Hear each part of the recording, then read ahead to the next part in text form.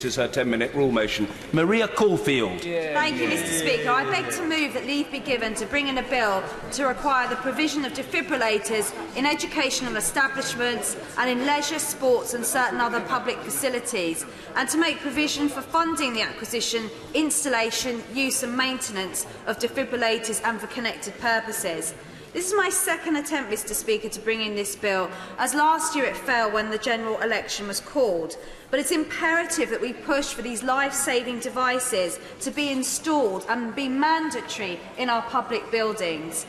As I said in Prime Minister's questions, 12 young people each and every week die as a result of a sudden cardiac arrest. And if they are in a shockable rhythm, around 80% of them could be saved by the use of a defibrillator. So the purpose of this bill is to increase the rates of survival from cardiac arrest, as currently our record of survival in the UK is dismal. According to the British Heart Foundation, almost 30,000 cardiac arrests a year happen outside of hospitals, and less than 10% of those people currently survive. In fact, in some parts of England, survival rates are as low as 2%. And behind each of those statistics are people, families and communities. A cardiac arrest can happen for many reasons, from trauma right through to congenital heart defects. But if a person is in a shockable rhythm, using a defibrillator can increase their survival by as much as 80%. But for defibs to be successful, minutes count, and quick access to a defibrillator is essential. If too much time elapses, a shockable rhythm turns to a non-shockable rhythm, and the chances of survival decrease rapidly.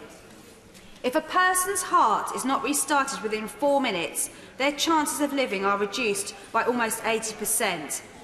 Even the speediest paramedic in the country would struggle to get to someone in 4 minutes. That is why having easy, accessible defibrillators is so crucial. Across the UK, we have laws mandating the availability of other life-saving equipment, such as seat belts, fire extinguishers and smoke alarms, but not a single piece of legislation requiring defibrillators that could restart the heart of 12 young people each week. Now, my passion for this was started by the former young mayor of Seaford in my constituency, Jessica Batchelor. At the age of 15, she witnessed firsthand a close family friend die of a sudden cardiac arrest, and no defibrillator was available. As the young mayor of the town, she raised thousands of pounds to ensure there are defibrillators in the town of Seaford, and she lobbied me as our MP to do something about a change in the law. Councillor Mel Phillips in my other town of Holgate is currently raising thousands of pounds. The town is divided by a level crossing, and only one side of the town has a defibrillator.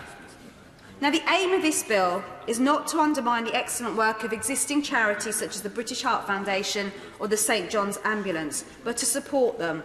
And I'm pleased to say that since I presented this bill last year, progress has been made in establishing a national register of defibrillators. The British Heart Foundation is launching the National Defibrillator Network from next spring and is urging everyone to register their defibrillator on their website, so that if any of us have to dial 999 when someone's in a cardiac arrest, that phone handler can tell you exactly where your nearest defibrillator is. So it's essential to ensure there is adequate defibrillator coverage across the country, and that we know these defibrillators are maintained and replaced when necessary.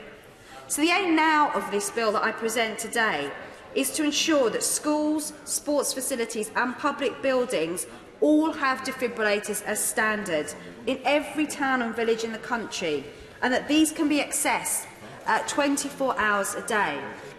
Now, I know, and the Prime Minister made this point at Prime Minister's questions, that not every village has a school or a leisure centre, but they do all need a designated defibrillator, and it's important that people know where these pieces of equipment are. Currently, there's a postcode lottery, because even in schools, despite the Department for Education's efforts, we only know of 1,389 defibrillators in schools in England. In Northern Ireland, we know of one, and in Scotland, we don't know of any. But that's not to say they do not exist. But without this register, we are none the wiser of where these life-saving equipment are. The bill also aims to increase the use of defibrillators because it's important not just to have these defibrillators but to make sure they are used when they are needed. I have talked to residents in my villages who tell me they would be afraid to use a defibrillator and think they need training to do so, although nothing could be further from the truth.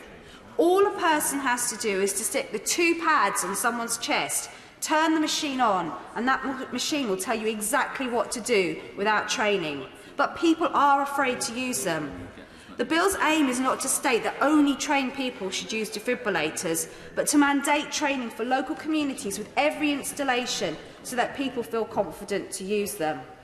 I wonder how many members of Parliament here today know how many defibrillators are on the estate in Parliament. There are 28 in total. They're in the House of Lords, House of Commons, Normanshire North, Portcullis House and 2 in the Elizabeth Tower.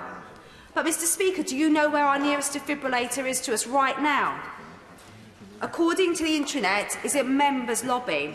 But this morning, it took me, a doorkeeper and a member of security 4 minutes to find that defibrillator. It's in a cupboard with no sign and no one knows that it's there. Those 4 minutes could cost someone's life. And can I just share the difference that a defibrillator can make?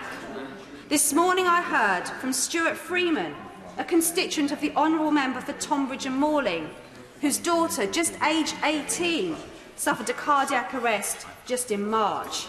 She was given CPR and a defibrillator was available and it saved her life. Serena has met with the Honourable Member for Tonbridge and Malling to plead the case for better training and more access to defibrillators, and she is a great example of the difference defibrillators can make. I therefore move that this bill be introduced so that we can mandate that defibs are installed across the whole of the UK in publicly accessible places and that training is available so that people know what to do in the event of a cardiac arrest and are not afraid to use them if they need to. It's crucial to support the work of our many charities such as the British Heart Foundation and the St John's Ambulance to ensure we save as many lives as possible. This year, Mr Speaker, this week, 12 young people will have died of a cardiac arrest. 28,000 will have died this year. Those lives could have been saved by this bill, and I urge members to support it. Yeah. Order. The question is that the honourable member have leave to bring in the bill. As many as are of that opinion say aye. Of the contrary, no. I think the ayes have it. The ayes have it. Who will prepare and bring in the bill? Jim Shannon, Stephen Twigg, Edward Vasey, Chris Green, Dr Philippa Whitford, Peter Aldous and Dr Lisa Cameron and myself. Yeah.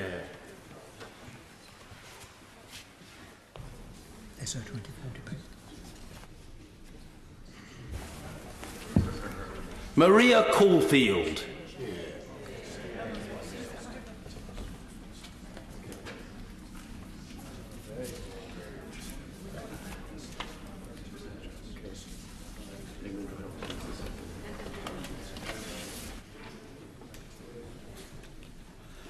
Defibrillators Availability Bill.